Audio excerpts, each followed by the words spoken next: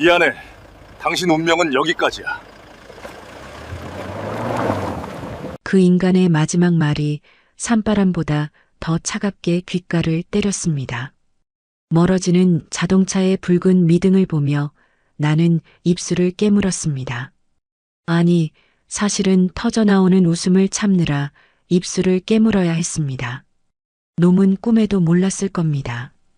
내가 흘린 눈물이 공포가 아니라 이 순간만을 기다려온 희열의 눈물이었다는 것을요. 흙먼지가 가라앉자 나는 휠체어 손잡이를 꽉 쥐었습니다. 그리고 보란 듯이 두 다리에 힘을 주어 벌떡 일어났습니다.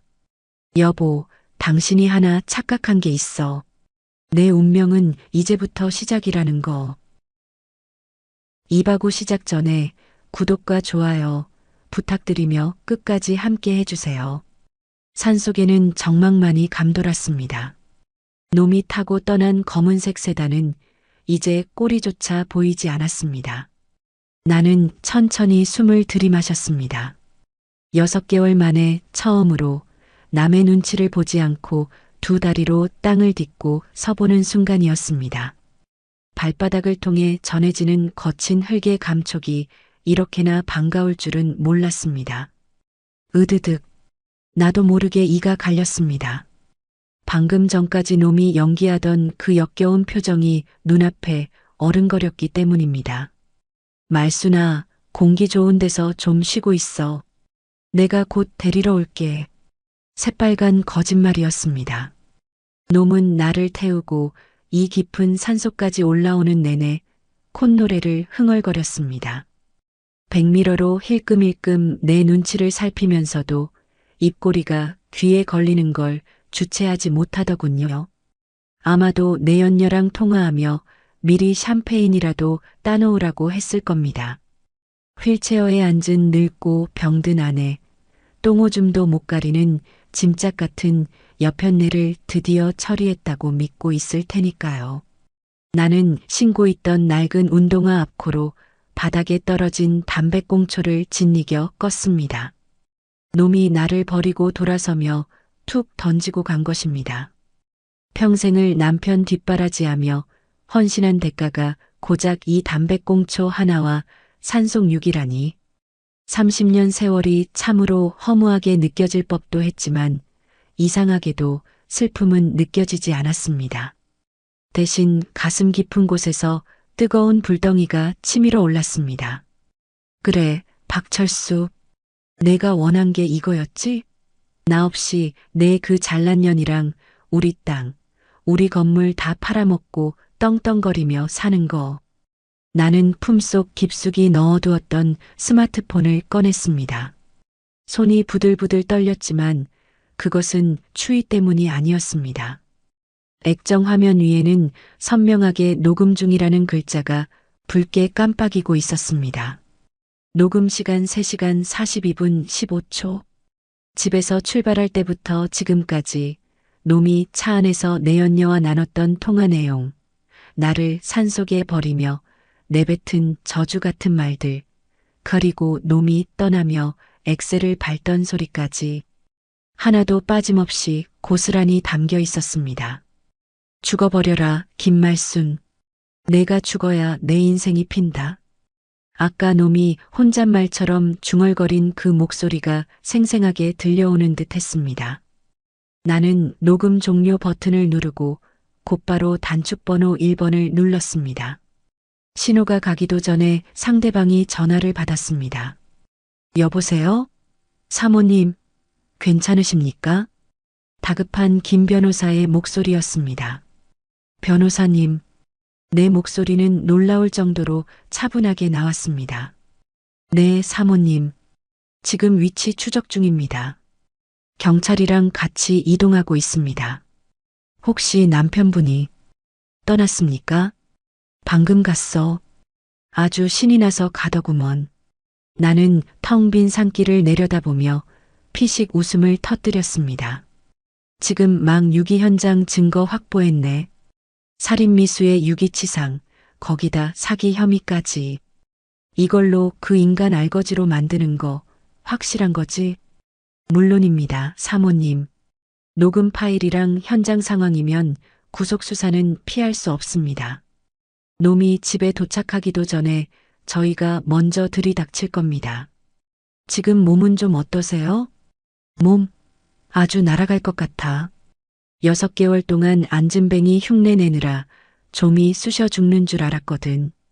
나는 뻣뻣하게 굳어있던 허리를 펴고 스트레칭을 했습니다. 우두둑 뼈 마디마디가 맞춰지는 소리가 숲속에 울려 퍼졌습니다. 사실 6개월 전 의사 선생님이 기적적으로 신경이 돌아오고 있습니다라고 했을 때만 해도 나는 바로 남편에게 알리려 했습니다.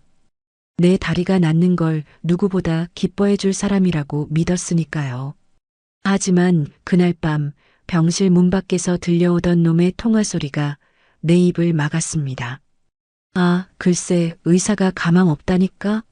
저 여편네 죽기 전엔 그 땅 못 팔아. 차라리 어디 산속에다 버려두고 실종 신고를 낼까? 그때 내 심장이 덜컥 내려앉는 소리를 놈은 듣지 못했을 겁니다. 나는 그날 밤 베개에 얼굴을 묻고 피눈물을 흘리며 맹세했습니다. 내 다리로 보란듯이 일어서서 내 놈을 내 발 아래 무릎 꿇리겠노라고. 지난 6개월은 지옥 같았습니다. 멀쩡한 다리를 꼼짝도 하지 않고 놈이 가져다주는 밥을 먹고 내연녀가 와서 냄새난다며 구박하는 걸 듣고만 있어야 했습니다. 허벅지를 꼬집어가며 참았습니다. 당장이라도 벌떡 일어나 그년의 머리채를 휘어잡고 싶었지만 완벽한 증거를 잡기 위해 놈들이 방심하고 덫에 걸려들 때까지 죽은 듯이 엎드려 있었습니다. 그리고 오늘 드디어 놈이 제 발로 지옥문을 열고 들어간 것입니다. 사모님, 10분 내로 도착합니다. 조금만 기다리세요. 서두를 거 없어. 어차피 그 인간 집에 가서 샴페인 따려면 시간 좀 걸릴 테니까. 전화를 끊고 나는 휠체어를 발로 걷어찼습니다. 와장창 휠체어가 비탈길 아래로 굴러떨어졌습니다. 그 처참하게 구겨진 고철 덩어리가 마치 박철수의 미래 같아 보였습니다. 찬바람이 불어왔지만 춥지 않았습니다. 오히려 가슴이 뻥 뚫리는 듯 시원했습니다. 나는 주머니에서 립스틱을 꺼내 발랐습니다. 놈이 병수 밟든답시고 화장 같은 건 꿈도 못 꾸게 했었죠. 거울 속에 비친 내 얼굴은 창백했지만 눈빛만은 20대 시절 맨손으로 식당을 일구던 그때처럼 형형하게 살아있었습니다. 기다려라, 박철수. 내가 차려놓은 밥상, 이제 내가 엎어주러 갈 테니까. 저 멀리서 경찰차의 사이렌 소리가 희미하게 들려오기 시작했습니다. 참 묘합니다. 저 소리를 들으니 3년 전 그날이 떠오릅니다. 내 인생이 송두리째 곤두박질 치던 교통사고가 났던 그날 밤에도 저 소리가 귓가를 맴돌았었죠. 그때 나는 피투성이가 된 채 찌그러진 차 안에 갇혀 있었습니다. 희미해지는 의식 속에서 마지막으로 본 건 울부짖으며 내 이름을 부르던 남편 박철수의 얼굴이었습니다. 말순아, 안 돼. 죽으면 안 돼. 여보, 정신 차려. 그때 놈의 눈물은 진짜 같았습니다. 아니, 진짜라고 믿었습니다. 하반신 마비 판정을 받고 절망에 빠져 있을 때도 놈은 내 손을 꼭 잡고 말했었죠. 평생 내가 당신 다리가 되어줄게. 걱정하지 마. 주변 사람들은 그런 남편을 보며 생불이 났다고 요즘 세상에 저런 남자가 어디 있냐며 칭찬을 아끼지 않았습니다. 나는 그런 남편에게 짐이 된 것 같아 밤마다 이불을 뒤집어 쓰고 미안해서 울었습니다. 바보같이, 정말 바보같이 말입니다. 그 눈물이, 그 믿음이 얼마나 끔찍한 배신으로 돌아올지 그때는 상상조차 못했습니다. 정확히 6개월 전이었습니다. 재활병원에 입원해 있던 비 오는 날 밤이었습니다. 천둥 소리에 잠을 깼는데 이상하게 발끝이 간질간질했습니다. 3년 동안 아무런 감각도 없던 죽은 나무 토막 같았던 내 오른쪽 엄지발가락이었습니다. 설마 하는 마음에 힘을 줘봤습니다. 꿈틀, 분명히 움직였습니다. 심장이 미친 듯이 뛰기 시작했습니다. 기적이 일어난 겁니다. 의사 선생님도 포기했던 신경이 다시 살아난 겁니다. 나는 너무 기뻐서 소리를 지르려다 입을 틀어막았습니다. 보호자 침대에서 쪽잠을 자고 있을 남편을 깨워서 놀라게 해주고 싶었습니다.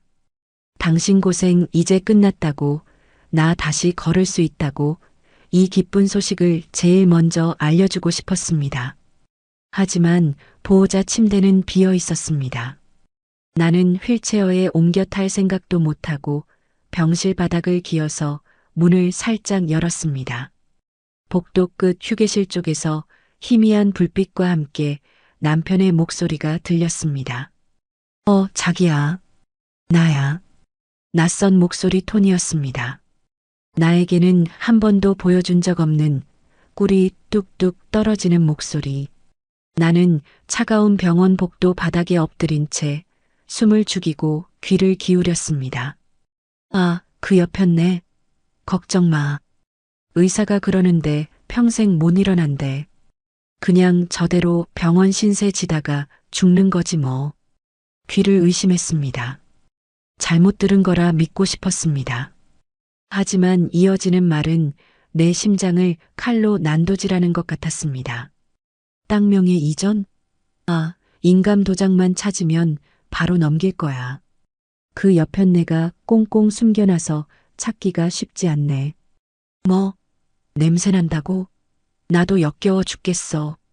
똥오줌 받아낼 때마다 구역질이 올라오는데 그 땅값 생각하면서 참는 거야.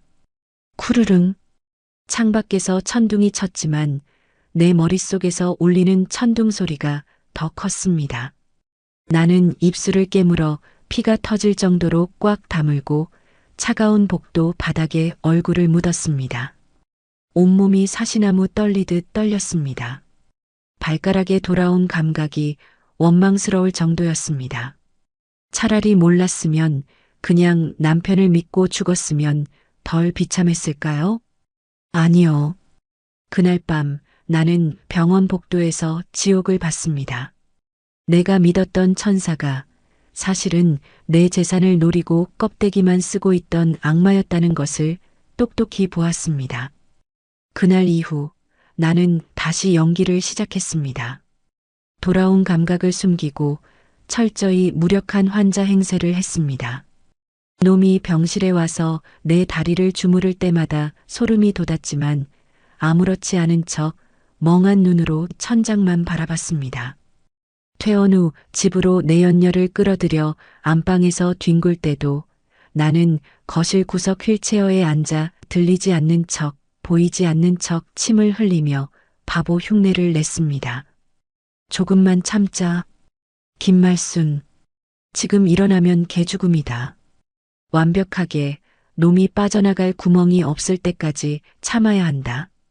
매일 밤 허벅지에 바늘을 꽂아가며 참았습니다.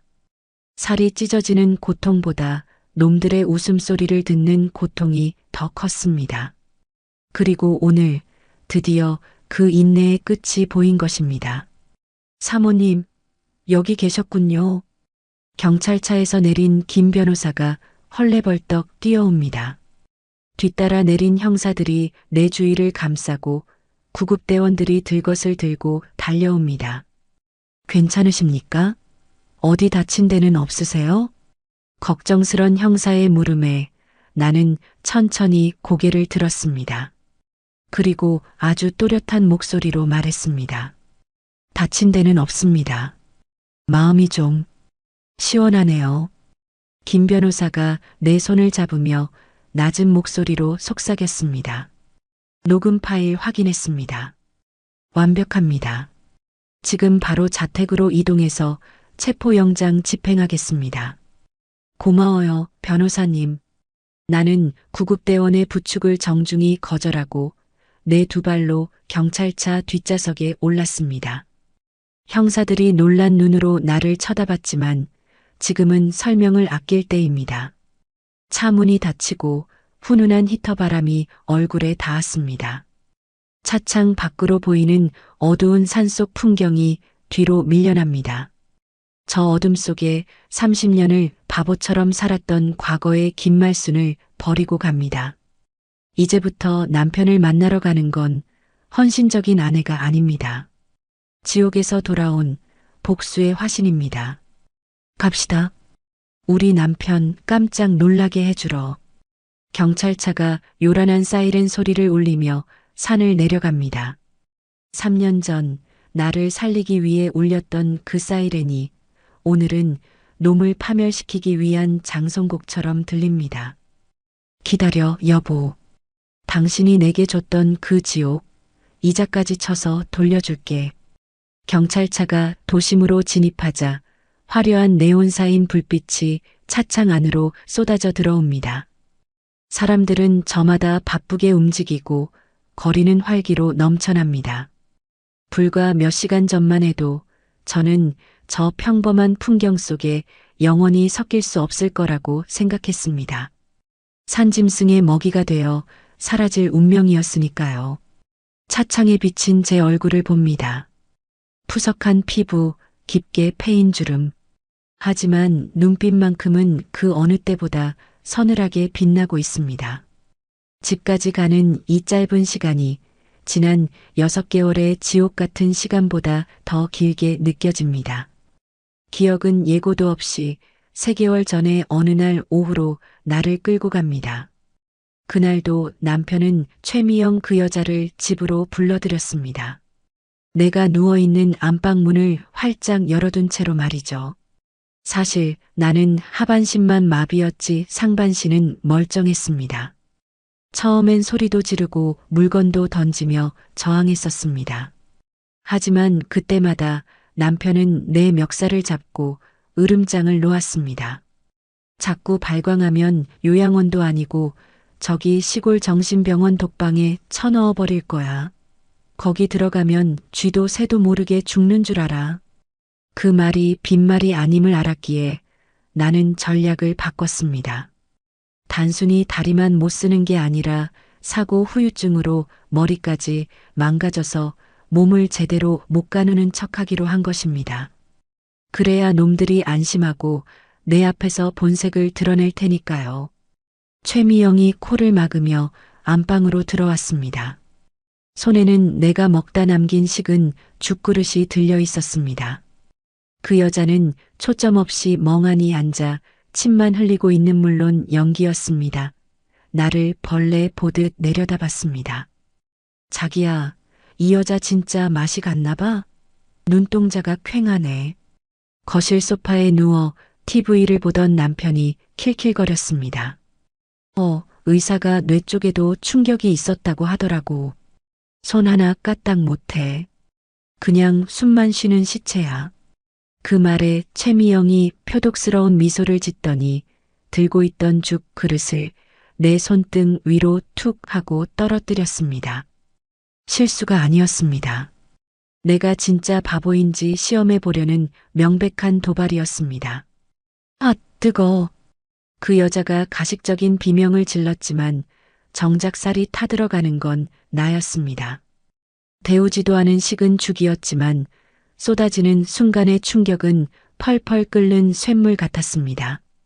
죽 국물이 손등을 타고 환자복 소매로 스며들었습니다. 당장이라도 벌떡 일어나 그년의 머리채를 휘어잡고 뺨을 올려붙이고 싶었습니다. 내 두 팔은 멀쩡했으니까요. 하지만 나는 입술 안쪽 살을 피가 나도록 깨물며 팔을 축 늘어뜨린 채 미동도 하지 않았습니다. 눈동자조차 흔들리지 않게 허공만 멍하니 응시했습니다. 여기서 반응하면 끝이다. 여기서 내 팔에 힘이 들어가는 걸 들키면 놈들은 당장 나를 정신병원에 가두고 재산을 가로챌 것이다. 어머, 자기야, 이 여자 봐. 뜨거운 걸 쏟았는데도 꿈쩍도 안 해. 진짜 뇌가 망가졌나 봐. 최미영이 신기하다는 듯 내 볼을 손가락으로 톡톡 쳤습니다. 남편이 다가와 내 손에 묻은 죽을 대충 휴지로 닦아내며 말했습니다. 내가 말했잖아. 그냥 식물인간이나 다름없다고. 이제 안심하고 얘기해. 이 여편네, 우리가 무슨 말을 해도 못 알아들어. 그럼 그 땅명의 이전 서류, 오늘 도장 찍을까? 놈들이 안심하고 내뱉은 그 한마디.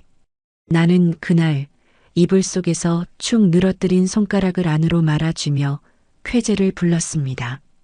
드디어 미끼를 물었구나. 내가 바보가 된 줄 알고 제 입으로 범죄 계획을 술술 부는구나. 그 수모를 견딜 수 있었던 건 오직 단 하나. 밤마다 찾아오는 나만의 시간 때문이었습니다. 모두가 잠든 새벽 2시, 남편의 콧꼬리 소리가 규칙적으로 들려오면 나는 바보 연기를 멈추고 조용히 눈을 떴습니다. 눈빛이 형형하게 살아났습니다. 그리고 지렁이처럼 몸을 비틀어 침대 아래로 내려왔습니다. 일어나야 한다. 김말순, 넌 걸을 수 있어. 식은땀이 비 오듯 쏟아졌습니다.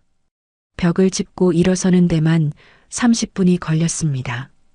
다리가 후들거리고 무릎이 꺾일 때마다 방금 전 나를 시험하듯 죽을 쏟던 최미영의 얼굴을 떠올렸습니다. 한 발, 그리고 또 한 발. 어둠 속에서 나는 갓 태어난 짐승처럼 위태롭게 거실을 걸었습니다. 혹시라도 남편이 깰까봐 숨소리조차 내지 못했습니다. 단순히 걷는 연습뿐만이 아니었습니다. 놈이 서랍 깊숙한 곳에 숨겨둔 서류를 찾아내 사진을 찍고 다시 제자리에 돌려놓는 연습까지. 나는 밤마다 첩보원처럼 움직였습니다. 한 번은 거실을 걷다가 실수로 식탁 의자를 건드린 적이 있습니다. 짧은 소음이었지만 적막한 밤 공기 속에서는 천둥 소리처럼 컸습니다. 안방 문이 열리는 소리가 났습니다. 무슨 소리지? 잠에 취한 남편의 목소리. 나는 순식간에 바닥에 납작 엎드려 침을 흘리며 자는 척 연기했습니다. 심장이 밖으로 튀어나올 것만 같았습니다. 뭐야? 이 여편네가 굴러떨어졌나? 즉 귀찮게. 남편은 나를 발로 툭툭 건드려 보고는 다시 침대로 들어올려 던지듯 눕히고 방으로 들어갔습니다. 내 몸이 짐짝처럼 던져지는 굴욕. 하지만 나는 속으로 웃었습니다. 그래, 계속 그렇게 방심해라. 내 놈이 나를 무시할수록 내 칼날은 더 날카로워지니까. 그렇게 6개월. 나는 낮에는 식물인간으로, 밤에는 복수의 화신으로 살았습니다. 그리고 오늘 드디어 그 인내의 끝을 보러 갑니다. 사모님 다 왔습니다. 김 변호사의 목소리에 퍼뜩 정신이 들었습니다. 어느새 경찰차는 우리 아파트 단지 안으로 들어와 있었습니다. 저기 불 켜진 집 보이십니까? 1205호. 형사님이 손가락으로 가리킨 곳. 내 집, 내 안방에 불이 환하게 켜져 있었습니다. 베란다 창문에 2사람의 그림자가 어른거리는 게 보였습니다. 준비되셨습니까? 형사님이 차 문을 열어주며 묻습니다. 나는 깊게 심호흡을 한번 하고 당당하게 차에서 내렸습니다. 네. 아주 오래전부터 준비했습니다. 또각. 내 2다리가 아스팔트 바닥을 힘차게 딛습니다. 엘리베이터 숫자가 1층을 향해 내려오고 있습니다. 거울 속에 비친 내 모습이 낯설면서도 반갑습니다. 죽을 뒤집어 쓰고 멍하니 앉아있던 김말순은 없습니다. 꼿꼿하게 허리를 세운 심판자 김말순만이 있을 뿐입니다. 올라가시죠. 12층 버튼을 누르는 내 손가락에 잔뜩 힘이 들어갑니다. 기다려라, 박철수, 최미영. 진짜 주인이 돌아왔다. 경쾌한 디지털 도어락 소리가 복도의 정적을 깼습니다. 이 소리가 저 안의 2사람에게는 사형 선고를 알리는 종소리가 될 것입니다. 나는 숨을 죽인 채 문고리를 천천히 돌렸습니다. 철컥. 문이 열리자마자 익숙하면서도 역겨운 냄새가 훅 끼쳐왔습니다. 달달한 샴페인 향, 그리고 기름진 배달 음식 냄새. 현관에는 낯선 여자 구두가 내 슬리퍼를 밀어내고 떡하니 자리를 차지하고 있었습니다. 빨간색 하이힐. 3개월 전 내 손등에 뜨거운 죽을 쏟았던 그날 최미영이 신고왔던 바로 그 구두였습니다. 거실 쪽에서 왁자지껄한 웃음소리가 들려왔습니다. 자기야, 건배. 아, 속이 다 시원하다. 그 냄새나는 짐짝 치우니까 집이 이렇게 넓어 보이네. 으하. 그러니까 진작 버렸어야 했는데. 아이고, 내 팔자야. 이제야 좀 편해. 야, 근데 그 여편네 산속에서 얼어 죽으면 어쩌지? 어머, 죽으면 더 좋지. 실종 신고하고 5년 지나면 사망 처리돼서 보험금까지 싹 다 자기 거잖아. 완전 대박. 우리 미영이 똑똑한 거 봐라. 그래, 죽어라. 제발 죽어라, 김말순. 쨍하고 잔 부딪히는 소리가 맑게 울렸습니다. 내 죽음을 안주 삼아 축배를 드는 놈들의 꼴을 보니 오히려 차분해졌습니다. 피가 거꾸로 솟는다는 말이 무슨 뜻인지 알 것 같았지만 나는 입꼬리를 비릿하게 말아 올렸습니다. 뒤에 서 있던 김 변호사와 형사들이 진입하려는 것을 손짓으로 제지했습니다. 아직은 아닙니다. 저들의 파티를 내 손으로 직접 박살내는 게 먼저입니다. 나는 현관에 벗어둔 내 낡은 운동화를 내려다봤습니다. 그리고 3개월 전 놈이 기어코 내 인감 도장을 찾으려 혈안이 되었던 그날 밤을 떠올렸습니다. 그날은 유난히 달이 밝은 밤이었습니다. 놈은 내가 잠들었다고 확신했는지 안방 장롱을 미친 듯이 뒤지고 있었습니다. 어디다 처박아 둔 거야? 분명히 이 장롱 안에 있었는데. 놈은 옷가지들을 바닥에 내동댕이 치며 짜증을 부렸습니다. 나는 이불을 머리끝까지 뒤집어 쓴 채 가늘게 뜬 눈으로 놈의 등을 노려보고 있었습니다. 내 손은 베개 밑에 숨겨둔 스마트폰을 꽉 쥐고 있었습니다. 동영상 녹화 버튼을 누른 채 말이죠. 놈은 장롱을 다 뒤져도 도장이 나오지 않자 이번에는 내가 누워있는 침대로 다가왔습니다. 순간 심장이 덜컥 내려앉았습니다. 설마 몸수색이라도 하려는 건가? 나는 짐짓 코를 골며 깊은 잠에 빠진 척 연기했습니다. 놈의 거친 숨소리가 얼굴 위로 느껴졌습니다. 놈은 내 베개 밑으로 손을 쑥 집어넣었습니다. 아차 싶었습니다. 스마트폰이 들킬 위기였습니다. 하지만 하늘이 도왔는지 놈의 손은 스마트폰을 비껴나 이불 틈새를 더듬었습니다. 아우, 냄새. 진짜 씻기지도 않았더니 쉰내가 진동을 하네. 놈은 코를 막으며 질색하더니 이내 포기하고 돌아섰습니다. 그리곤 거실 소파에 털썩 주저앉았습니다. 아, 짜증나. 내일 미영이한테 도장 가져오겠다고 큰 소리 쳤는데 놈은 신경질적으로 소파 위에 있던 방석을 집어 던지려다 멈칫했습니다. 그리곤 그 방석을 깔고 앉으며 TV를 켰습니다. 나는 이불 속에서 킬킬 새어나오는 웃음을 참느라 허벅지를 꼬집어야 했습니다. 멍청한 놈. 내가 지금 깔고 앉아 뭉개고 있는 그 방석. 그 손뭉치 한가운데에 내가 인감도장을 꿰매 넣어놨다. 이 멍청아. 등잔 밑이 어둡다더니 제 엉덩이 밑에 깔린 수십억짜리 땅 문서를 못 찾고 온 집안을 뒤집어 엎는 꼴이라니. 다음 날 아침 최미영이 찾아와 도장 찾았어? 라고 물었을 때 남편이 극적거리며 했던 대답이 압권이었습니다.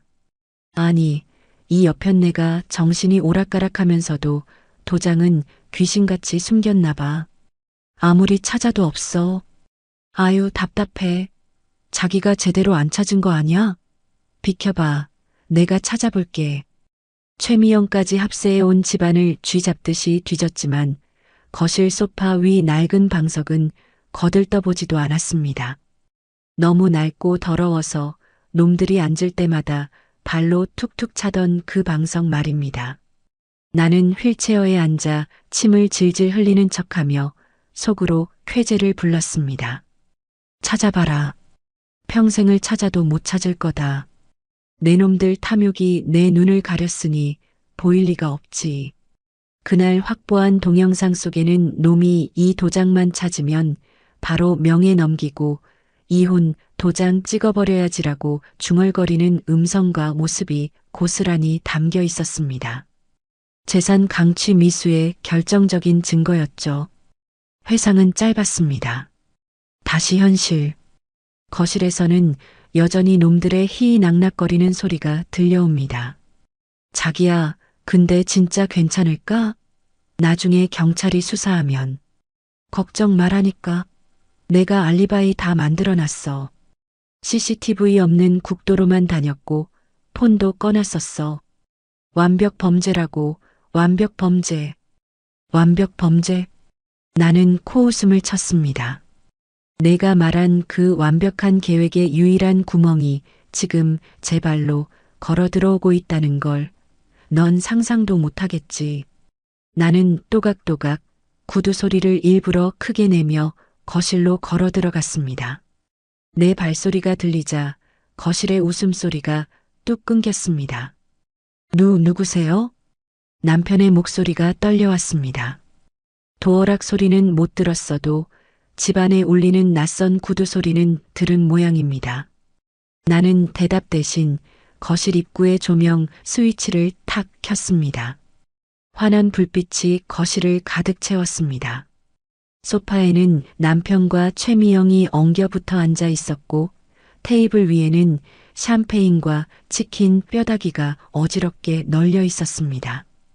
두 사람의 시선이 동시에 나에게 꽂혔습니다. 정적? 숨막히는 1초의 정적이 흘렀습니다. 남편의 눈이 튀어나올 듯 커졌습니다. 입을 떡 벌린 채 아무 말도 하지 못하고 뻐끔거렸습니다. 최미영은 들고 있던 샴페인 잔을 바닥에 떨어뜨렸습니다. 쨍그랑 유리잔 깨지는 소리가 비명처럼 울려 퍼졌습니다. 귀신? 남편이 하얗게 질린 얼굴로 뒷걸음질 쳤습니다. 그도 그럴 것이 불과 3시간 전에 산속에 버리고 온 하반신 마비에 치매까지 걸렸다던 아내가 지금 눈앞에서 멀쩡히 두 발로 서서 그것도 형형한 눈빛으로 자신을 노려보고 있으니까요. 나는 천천히, 아주 천천히 그들에게 다가갔습니다. 한 걸음 뗄 때마다 남편은 소파 뒤로 몸을 구겨 넣으며 비명을 질렀습니다. 오지 마. 저리 가. 귀신이야. 살려줘. 나는 피식 웃으며 식탁 의자를 끌어당겨 앉았습니다. 그리고 놈들이 먹다 남은 치킨 다리 하나를 집어들고 요리조리 뜯어보았습니다. 귀신? 귀신이라. 내 목소리가 들리자 최미영이 비명을 질렀습니다. 말도 하잖아. 오빠, 이거 어떻게 된 거야? 시체라며. 말도 못한다며. 나는 치킨 다리를 테이블 위에 툭 던지고 그들을 향해 고개를 돌렸습니다. 왜 내가 죽어서 돌아오길 바랐어? 아쉽게 됐네. 지옥 입구까지 갔다가 너희들 데려가려고 다시 돌아왔거든. 말순아. 너, 다리가. 남편이 손가락질하며 더듬거렸습니다. 내 다리가 뭐? 이거.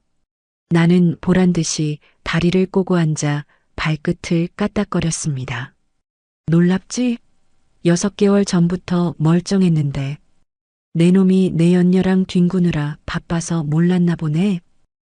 뭐라고? 6개월? 그래. 내가 내 약에 수면제 탄 거, 내가 변기통에 버리는 거 못 봤지? 내가 인감도장 찾는다고 온 집안 뒤집을 때 내가 속으로 얼마나 비웃었는지 알아? 나는 자리에서 일어나 소파 위에 놓인 낡은 방석을 집어들었습니다. 그리고 놈들의 눈앞에서 방석 지퍼를 찌익 열었습니다. 방석 손뭉치 사이에서 빨간 인주가 묻은 인감 도장이 툭 하고 떨어졌습니다. 이걸 찾았니? 여보. 남편의 얼굴이 흙빛이 되었습니다. 최미영은 부들부들 떨며 남편 뒤로 숨었습니다. 너 다 알고 있었어? 일부러 속인 거야?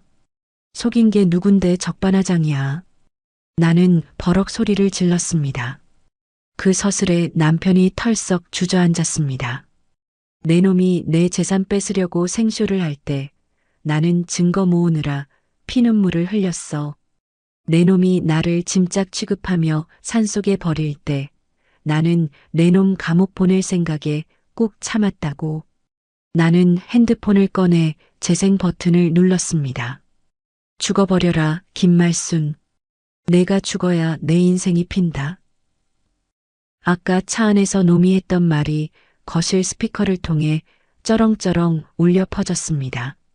남편은 사시나무 떨듯 떨며 내 발목을 잡으려 기어왔습니다. 여보, 내가 잘못했어. 잠깐 미쳤었나 봐. 용서해줘. 응? 우리 부부잖아. 내가 다 설명할게. 부부? 설명? 나는 놈의 손을 발로 걷어찼습니다. 그리고 허리를 숙여 놈의 눈을 똑바로 쳐다봤습니다. 설명은 내가 아니라 저분들에게 해. 나는 현관 쪽을 향해 손짓했습니다. 그제야 숨어있던 형사들이 우르르 들이닥쳤습니다. 박철수 씨, 최미영 씨, 살인미수, 유기치상, 사기미수 혐의로 긴급 체포합니다. 형사가 수갑을 꺼내 들자 최미영이 발악하며 소리쳤습니다. 나 아니야. 다 저 사람이 시킨 거야. 난 몰라. 억울해. 닥쳐. 이년아. 내가 꼬드겼잖아. 서로 삿대질하며 싸우는 추악한 꼴을 보니 헛웃음이 나왔습니다. 나는 뚜벅뚜벅 걸어가 최미영이 앞에 섰습니다. 그녀가 겁에 질려 나를 올려다보았습니다. 아, 아줌마. 아니, 사모님. 짝! 내 손바닥이 그녀의 뺨을 세게 후려쳤습니다.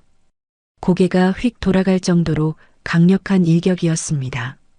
얼얼한 손바닥의 통증이 지난 6개월의 체증을 싹 날려버리는 것 같았습니다. 이건 내 다리에 뜨거운 죽 쏟은 값이야.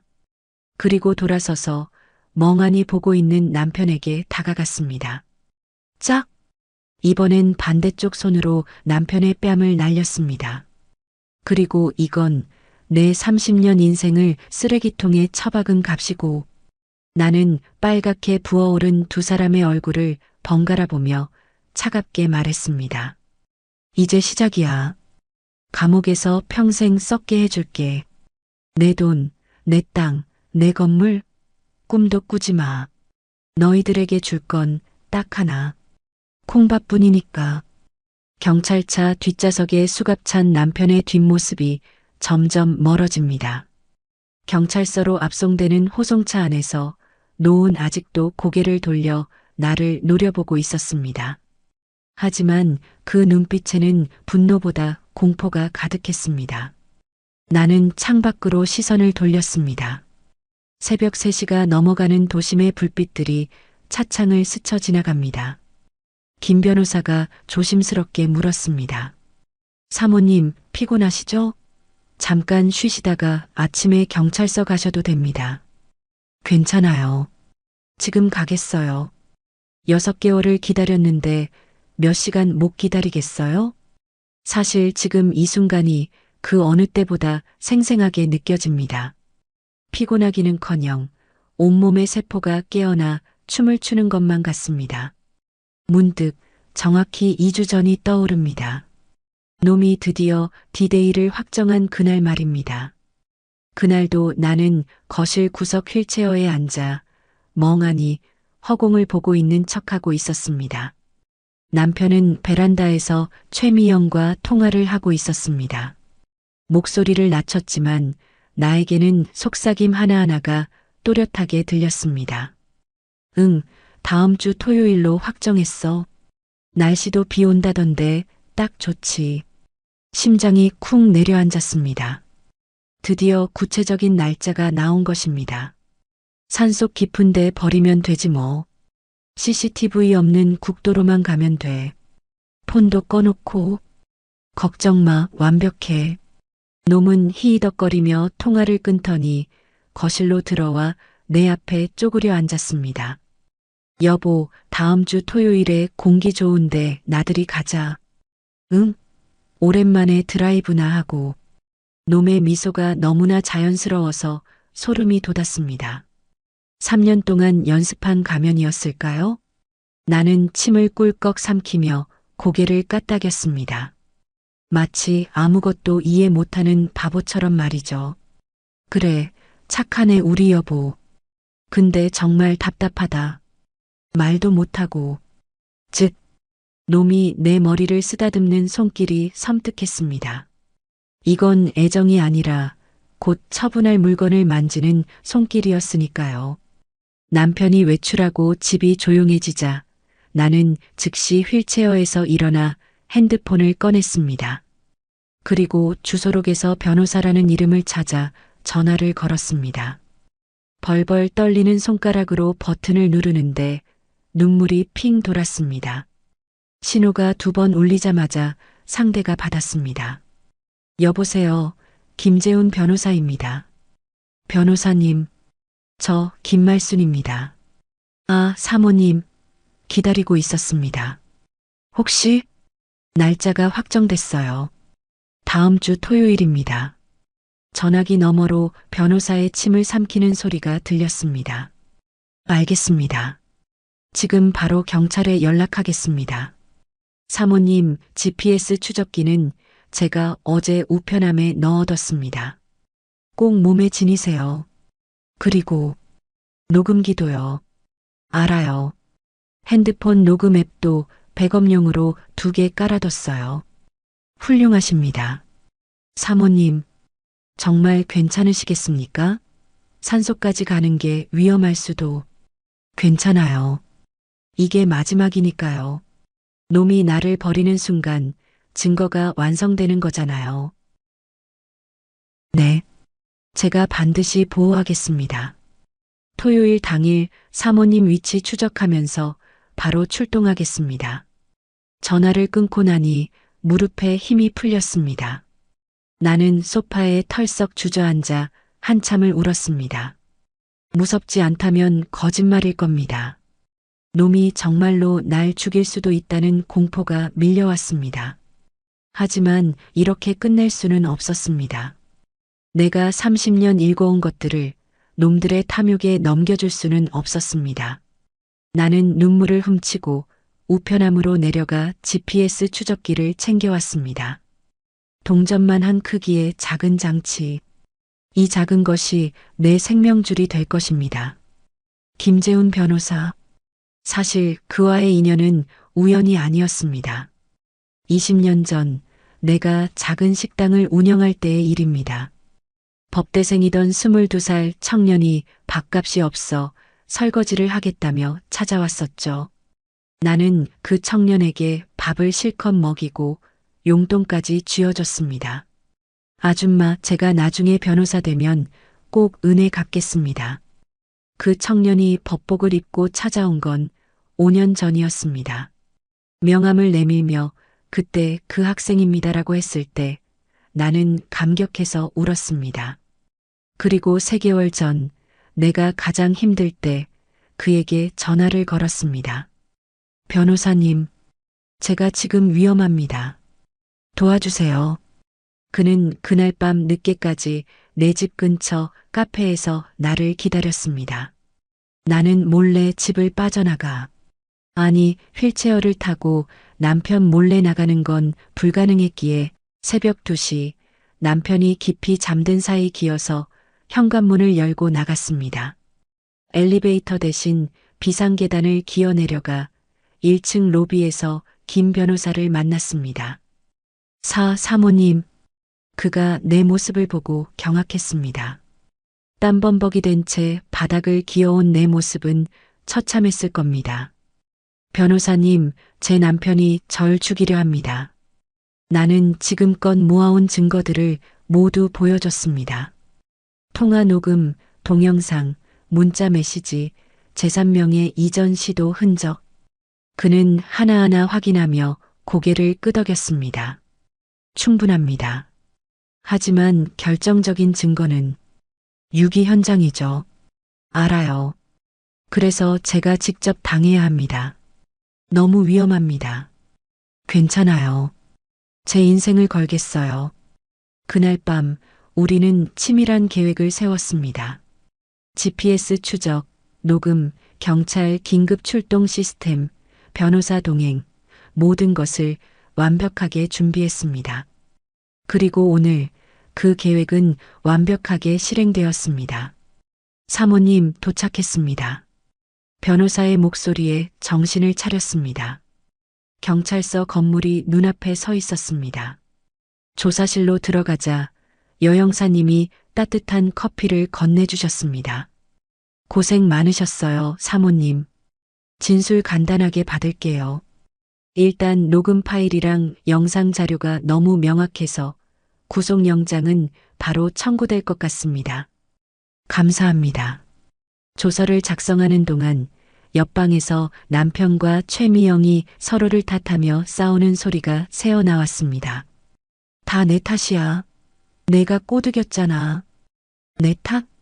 웃기지 마. 당신이 돈 때문에 미친 거잖아. 형사님이 미안하다는 듯 문을 닫아주었습니다. 나는 피식 웃으며 고개를 저었습니다. 괜찮아요. 들어도 더 이상 아프지 않아요. 새벽 5시가 넘어서야 모든 조서가 끝났습니다. 형사님이 서류를 정리하며 말했습니다. 일주일 뒤에 구속 적부심이 있고 곧바로 1차 공판이 시작됩니다. 증거가 확실해서 판결도 빠를 겁니다. 법정에서 다시 봐야 하는 거네요. 네. 피해자 진술도 있으실 거고요. 법정. 30년을 함께한 남편을 법정에서 다시 만나게 되는 순간을 상상하니 가슴 한편이 먹먹했습니다. 하지만 동시에 이건 끝이 아니라 새로운 시작이라는 생각이 들었습니다. 경찰서를 나서자 동이 트고 있었습니다. 하늘이 붉게 물들어가는 새벽녘. 김 변호사가 내 곁으로 다가왔습니다. 사모님, 제가 집까지 모셔다 드릴게요. 아니에요. 혼자 걸어가고 싶어요. 그러시겠어요? 네. 오랜만에 제 두 발로 제 집까지 걸어가 보고 싶어요. 김 변호사가 깊게 고개를 숙였습니다. 사모님, 20년 전 밥 한 끼 은혜, 이렇게라도 갚게 되어 영광입니다. 무슨 말씀을? 변호사님 덕분에 제가 살았어요. 우리는 악수를 나눴습니다. 그의 손이 따뜻했습니다. 집으로 가는 길, 아침 공기가 차갑게 뺨을 스쳤습니다. 거리에는 출근길 사람들이 하나둘 모습을 드러내고 있었습니다.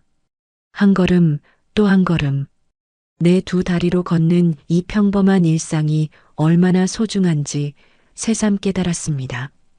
집에 도착해 도어락을 열고 들어섰을 때 텅 빈 거실이 낯설게 느껴졌습니다. 아직도 어젯밤의 소란이 남아있는 듯 했습니다. 깨진 유리잔, 엎질러진 샴페인. 나는 조용히 청소를 시작했습니다. 쓰레기를 치우고 바닥을 닦고 창문을 활짝 열었습니다. 상한 공기가 빠져나가고 신선한 아침 공기가 들어왔습니다. 소파에 앉아 창밖을 바라봤습니다. 해가 떠오르고 있었습니다. 저 해처럼 내 인생도 이제 다시 떠오를 것입니다. 핸드폰이 울렸습니다. 김 변호사였습니다. 사모님, 1차 공판 날짜 확정됐습니다. 2주 뒤 금요일 오전 10시입니다. 알겠습니다. 그때 뵙겠습니다. 푹 쉬세요. 전화를 끊고 나는 달력에 동그라미를 그렸습니다. 법정. 그곳에서 정말로 모든 것이 끝나는 것입니다. 30년의 결혼 생활, 6개월의 인내, 그리고 단 하루의 복수. 이제 남은 건 판결뿐입니다. 달력 속 빨간 동그라미가 눈에 박혀 있었습니다. 2주 뒤 금요일 오전 10시. 법정. 펜으로 동그라미를 그을 때는 이걸로 끝이라고 믿었습니다. 남편이 수갑차고 끌려가는 모습까지 봤으니 이제는 숨 좀 쉬어도 된다고 생각했지요. 그런데 이상하게도 그날 밤부터 잠이 얕아졌습니다. 창밖에서 차가 지나가는 소리만 나도 심장이 덜컥 내려앉고 도어락 띠리릭 소리가 환청처럼 들렸습니다. 내가 무서워서가 아니라 아직 남은 게 있다는 느낌 때문이었습니다. 다음 날 아침 거실 바닥에 남아있던 샴페인 자국을 닦고 있는데 전화벨이 울렸습니다. 모르는 번호였습니다. 여보세요. 상대 목소리는 딱딱했습니다. 은행 직원 특유의 그 말투. 본인 확인을 부탁드리겠습니다. 김말순 고객님 맞으실까요? 주민번호 앞자리 확인 가능하실까요? 기분이 쎄했습니다. 나는 천천히 대답했습니다. 직원은 잠깐 침을 삼키더니 아주 조심스럽게 말을 꺼냈습니다. 김말순 고객님 명의로 담보 설정된 건 관련해서 확인차 연락드렸습니다. 오늘 만기 연장건이 있어서요. 그 순간 손에서 걸레가 바닥으로 툭 떨어졌습니다. 담보, 만기 연장? 제가 그런 적이 없는데요. 직원은 더 낮은 목소리로 말했습니다. 배우자분께서 몇 차례 대리 서류로 진행하셨고요. 배우자 동의서가 첨부돼 있습니다. 숨이 턱 막혔습니다. 배우자 동의서, 서류. 나는 숨을 한번 크게 들이마셨습니다. 그래, 박철수. 내가 그랬겠지. 너는 사람을 산에 버리는 인간인데 종이 쪼가리로 내 인생을 파는 게 뭐가 어렵겠니? 전화를 끊자마자 김 변호사에게 전화를 걸었습니다. 목소리가 떨렸습니다. 변호사님, 은행에서 전화가 왔어요. 담보가 잡혀 있다네요. 제 명의로요. 김 변호사는 잠깐도 머뭇거리지 않았습니다. 사모님, 지금 바로 오세요. 은행 이름, 지점, 담당자 성함 적어두셨죠? 네, 지금 갈게요. 변호사 사무실로 가는 길, 바람이 이상하게 차갑게 느껴졌습니다. 어제까지만 해도 해가 떠오르는 게 고마웠는데 그날은 햇빛조차 날카롭게 느껴졌습니다. 사무실에 들어서자 김 변호사가 서류철을 꺼내 펼쳤습니다. 내가 평생 친정에도 말 안 했던 재산 목록이 종이에 줄줄이 적혀 있었습니다. 땅, 건물, 임대 수익. 내가 젊었을 때 새벽 시장 다니며 모은 돈, 손가락 마디가 굵어지도록 일하며 산 돈. 그게 지금 남편의 손에서 담보라는 이름으로 묶여 있다니. 김 변호사가 말했습니다. 사모님, 이건 형사사건과 별개로 민사적으로도 움직여야 합니다. 가압류 들어가고 은행 측 지급정지 요청하고 명예 이전 시도까지 싹 막아야 합니다. 나는 멍하니 서류를 바라보다가 문득 20년 전이 떠올랐습니다. 남편이 처음으로 내 손을 잡고 말하던 날. 여보, 당신만 믿고 살게. 내가 벌어올게. 그때의 나는 왜 그 말을 믿었을까요? 믿음이 아니라 그 사람이 내 옆에 있는 가족이란 이유만으로 눈을 감아준 거였습니다. 그 눈감은 시간이 30년이었고 그 대가가 지금 이 서류 한 장이었습니다. 그날 오후 우리는 은행으로 갔습니다. 은행 유리문이 열릴 때 딩동 소리가 울렸는데 그 소리가 마치 내 심장을 두드리는 것 같았습니다. 창구 직원은 우리를 보자마자 표정이 굳었습니다. 아마 이미 소문이 난 모양이었습니다. 유기치상 살인미수 같은 말이 붙으면 돈 냄새 맡는 사람들은 제일 먼저 도망가니까요. 김 변호사가 차분히 말했습니다. 현재 남편은 구속 상태고 피해자는 이분입니다. 서류 대리 진행 과정, 위임 범위, 본인 확인 절차 전부 제출해 주세요. 그리고 오늘부로 담보 관련 추가 집행은 중지 요청합니다. 직원은 고개를 끄덕이며 안쪽으로 들어갔습니다. 그 짧은 기다림이 내겐 너무 길었습니다. 나는 의자에 앉아 두 손을 맞잡았습니다. 손바닥이 축축했습니다. 잠시 후 직원이 돌아와 낮게 말했습니다. 고객님, 일부 서류에 본인 서명이 있습니다. 나는 씁쓸하게 웃었습니다. 있겠지요. 내가 정신이 오락가락하는 척할 때 박철수는 내 손가락을 잡고 도장을 찍었을 겁니다. 내가 바보 연기하던 그 틈을 저 인간은 사기로 채웠을 겁니다. 그 순간 분노가 목구멍까지 치밀었습니다. 하지만 그보다 더 무서운 감정이 올라왔습니다. 내가 이겨도 빈손이 되는 것 아닐까 하는 공포였습니다. 김 변호사가 내 손등을 가볍게 눌렀습니다. 사모님, 흔들리지 마세요. 지금부터 할 수 있는 걸 하면 됩니다. 그 말이 이상하게도 정신을 붙잡아줬습니다. 그래. 지금 울고 무너지면 박철수가 원하는 대로 되는 거다. 사무실로 돌아오자마자 김 변호사는 서류를 몇 장 더 뽑았습니다. 가압류 신청서, 재산 처분 금지 가처분, 은행 지급 정지 요청, 그리고 남편과 내 연녀의 통화 녹음 땅명의 이전 도장 버리자 같은 말이 들어간 대목을 시간표로 정리한 자료. 나는 그 종이 냄새를 맡으며 묘하게 숨이 트이는 걸 느꼈습니다. 종이는 차갑지만 종이 위에 적힌 글자들은 나를 지켜주는 칼이었습니다. 그런데 그날 저녁 또 전화가 울렸습니다. 이번에도 모르는 번호. 받지 않으려다 이상하게 손이 먼저 움직였습니다. 여보세요. 낯익은 목소리였습니다. 말순아 나야. 박철수. 어떻게 전화를 했는지, 누구 폰인지 그런 건 중요하지 않았습니다. 그 목소리가 들린 순간 내 속이 확 굳어버렸습니다. 박철수가 말을 이었습니다. 내가 미쳤었다. 미안하다. 그 미안이라는 말이 참 가벼웠습니다.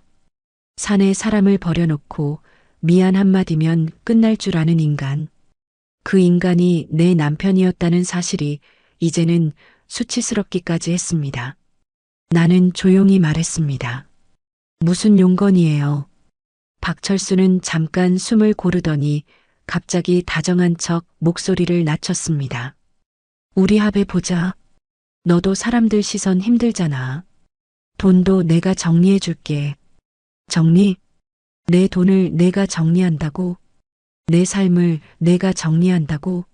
나는 그제야 확실히 알았습니다.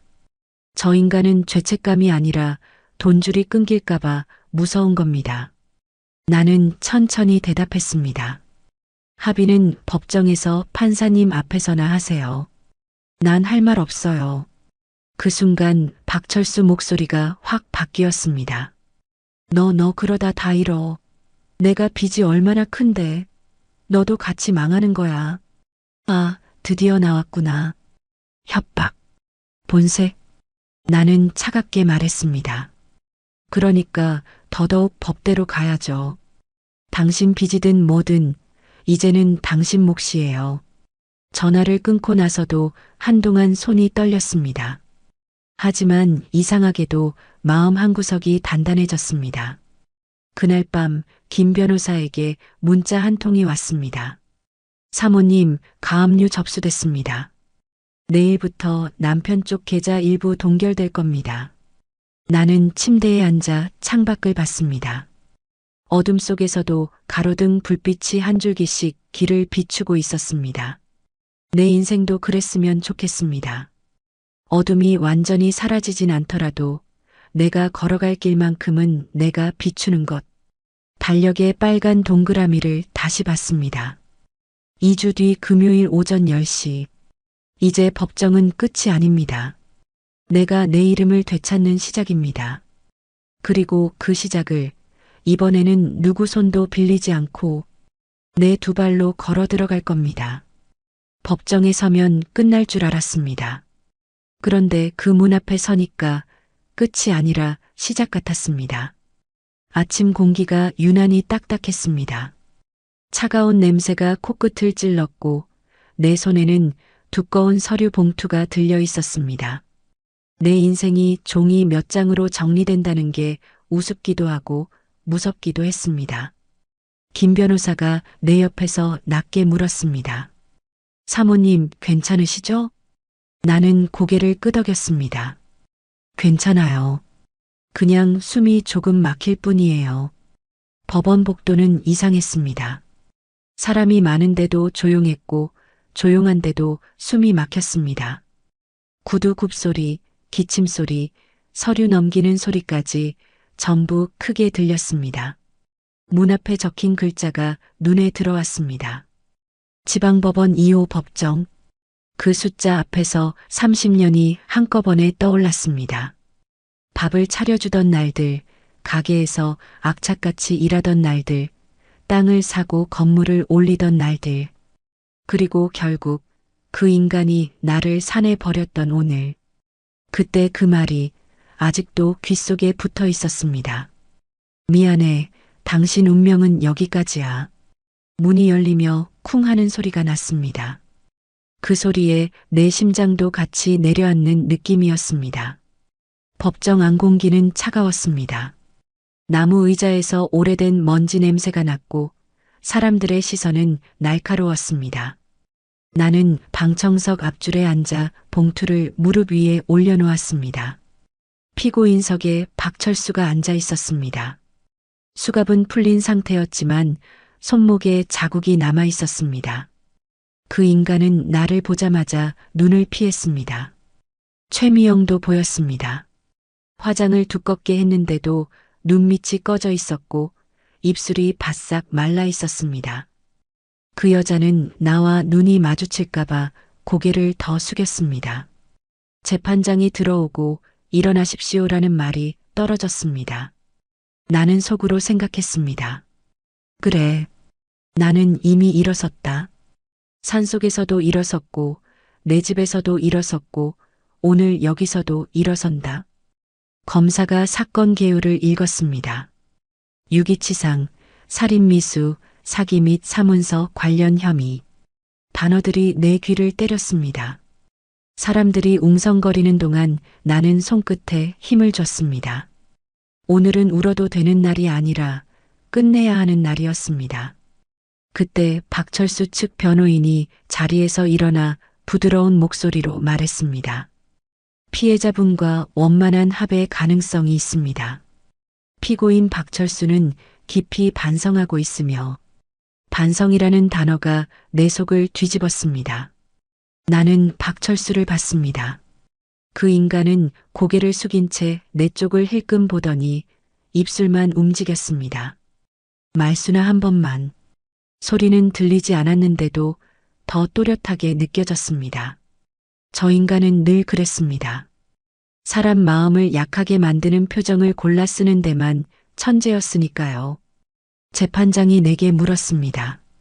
피해자 김말순 씨 합의 의사가 있습니까? 나는 천천히 일어섰습니다. 무릎이 떨렸지만 발바닥에 힘을 줘 눌러버렸습니다. 없습니다. 내 목소리는 생각보다 단단했습니다. 저 사람은 저를 산에 버렸습니다. 죽어도 된다는 말을 남겼습니다. 그게 합의로 끝날 일이라면 세상에 죄가 어디 있겠습니까? 법정이 조용해졌습니다. 재판장이 고개를 끄덕였습니다. 검사가 제출한 녹음 파일을 재생하겠습니다. 스피커에서 그 목소리가 흘러나왔습니다. 죽어버려라, 김말순. 내가 죽어야 내 인생이 핀다. 내가 한 번도 잊지 못할 그 말. 산바람보다 차갑던 그 말이 사람들 앞에서 그대로 울려 퍼졌습니다. 박철수 얼굴이 순식간에 하얘졌습니다. 최미영은 손에 쥔 휴지 조각을 구겨버릴 듯 움켜쥐었습니다. 검사가 이어서 말했습니다. 피고인들은 피해자 명의의 인감도장을 이용해 제3명의 이전을 시도했고 동시에 피해자를 제거할 계획을 세웠습니다. 나는 무릎 위 봉투를 열었습니다. 봉투 안에는 내가 며칠 전부터 가슴을 짓누르던 서류 사본이 들어 있었습니다. 내 이름으로 묶여있던 담보 흔적, 대리 진행 정황, 그 아래 달라붙은 서명과 도장. 나는 재판장을 향해 말했습니다. 저 사람은 저를 버리기만 한 게 아닙니다. 제가 정신이 나간 척하는 동안 제 이름으로 담보를 잡았습니다. 제가 사라지면 빚은 제 이름에 남고 재산은 저 인간이 만지려 했습니다. 그래서 저를 산에 버린 겁니다. 말을 끝내자 숨이 짧게 끊어졌습니다. 내 결혼 생활을 내 입으로 찢어내는 기분이었습니다.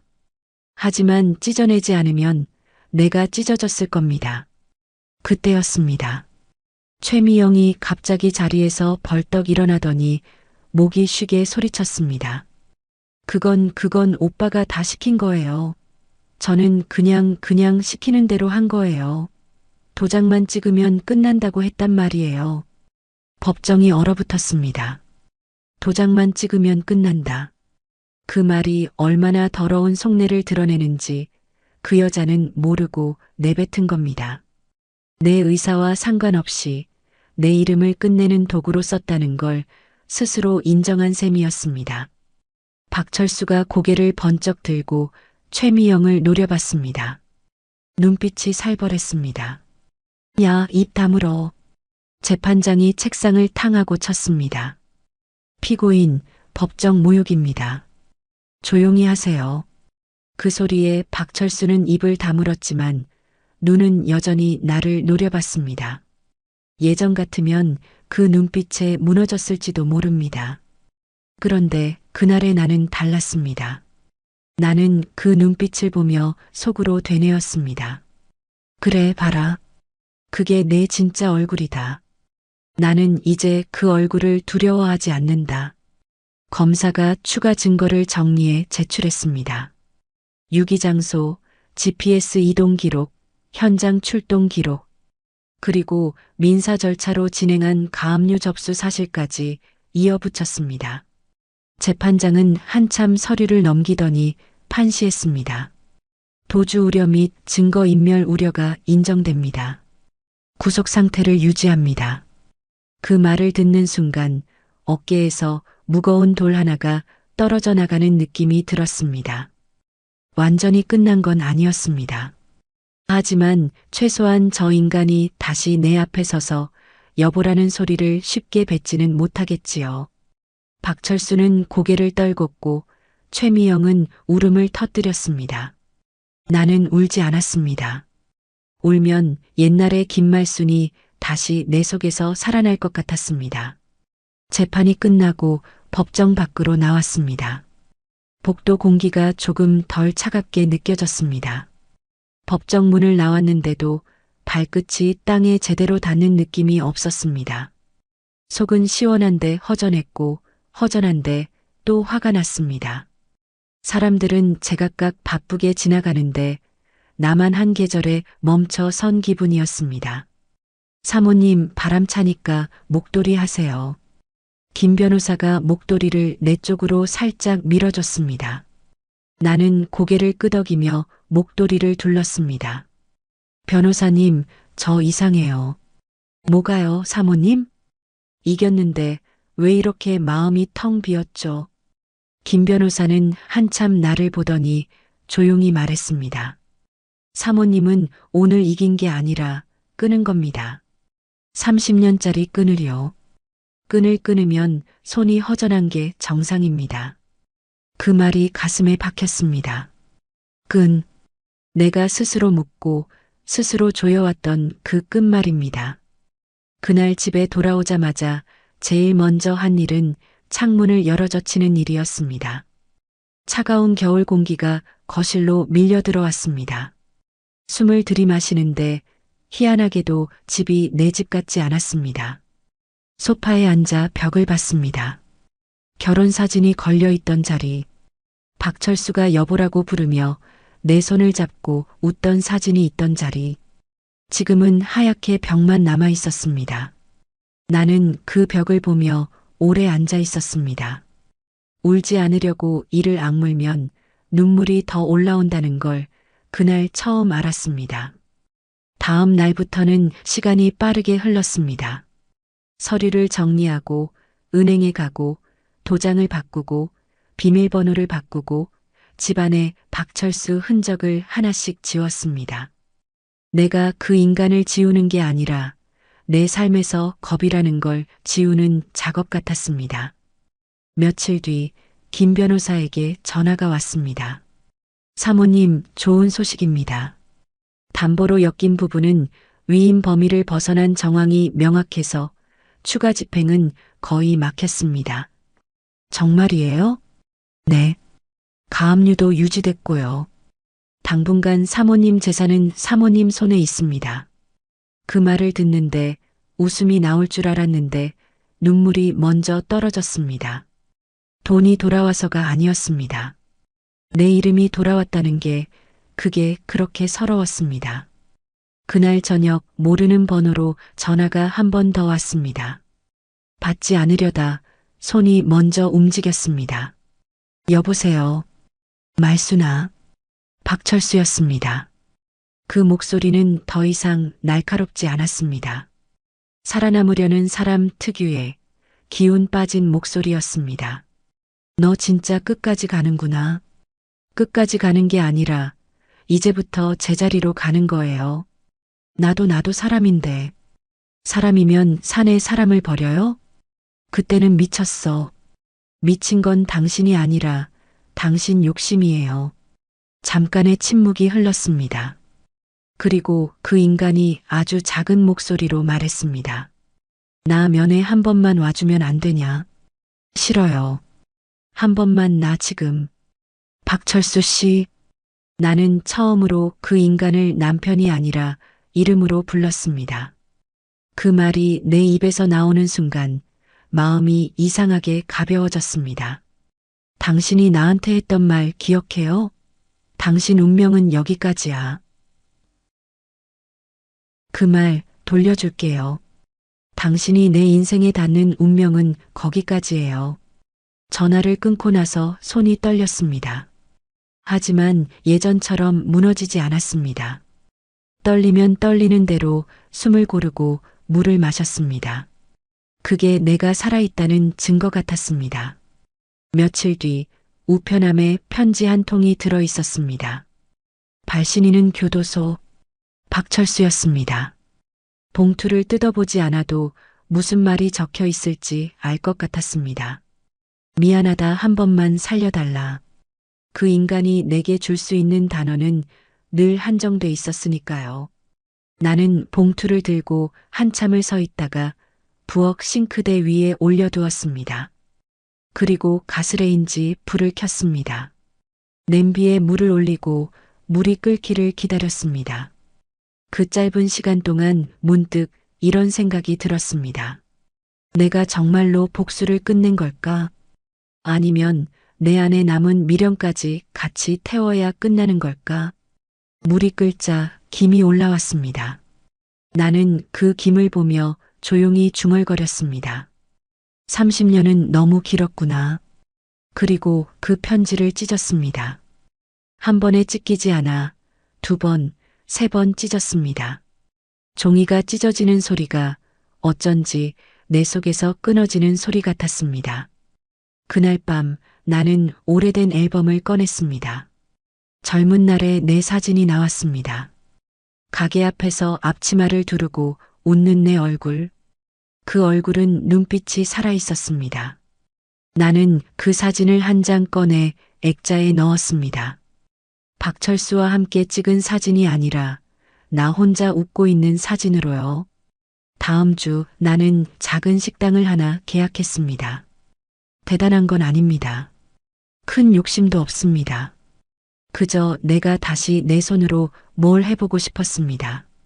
간판을 새로 달면서 나는 혼잣말을 했습니다. 김말순 밥집. 내 이름이 간판에 걸리니까 괜히 목이 메었습니다. 30년 동안 나는 누구 아내였지 김말순으로 불린 적이 많지 않았습니다. 그날은 달랐습니다. 사람들이 내 간판을 보고 내 이름을 읽었습니다. 첫 손님이 들어오던 날 나는 따뜻한 국을 한 그릇 내놓고 이렇게 말했습니다. 뜨거우니까 천천히 드세요. 그 말이 남에게 하는 말이면서도 나에게 하는 말 같았습니다. 서두르지 말라고. 뜨거운 걸 급히 삼키면 데인다고. 밤이 되자 가게 문을 닫고 집으로 돌아왔습니다. 현관문을 열고 들어오는데 집이 조용했습니다. 예전에는 그 조용함이 무서웠는데 그날은 다르게 들렸습니다. 이 조용함은 내가 지켜낸 조용함이다. 나는 거실 불을 켜고 창가에 섰습니다. 창밖에는 겨울 나무가 서 있었습니다. 잎은 다 떨어졌는데도 가지는 꼿꼿했습니다. 그걸 보며 생각했습니다. 나도 저 나무처럼 살 수 있겠구나. 다 잃어도 서 있을 수는 있겠구나. 그리고 마지막으로 아주 천천히 내 마음에 묻었습니다. 여러분이라면 어떠셨을까요? 30년을 함께 산 사람이 내 죽음을 축배로 삼는 걸 봤다면 그때도 가족이라는 말로 참을 수 있었을까요? 나는 대답 대신 내 두 다리를 한 번 더 꼭 눌러 디뎠습니다. 이제 내 인생은 누구 차 뒤에 실려가는 인생이 아닙니다. 내가 걸어가는 방향이 내 운명입니다. 오늘의 이야기는 여기까지입니다. 끝까지 함께 해주셔서 감사드리며 구독과 좋아요 눌러주시면 맛깔나는 인생 사연들을 누구보다 먼저 무료로 만나보실 수 있습니다.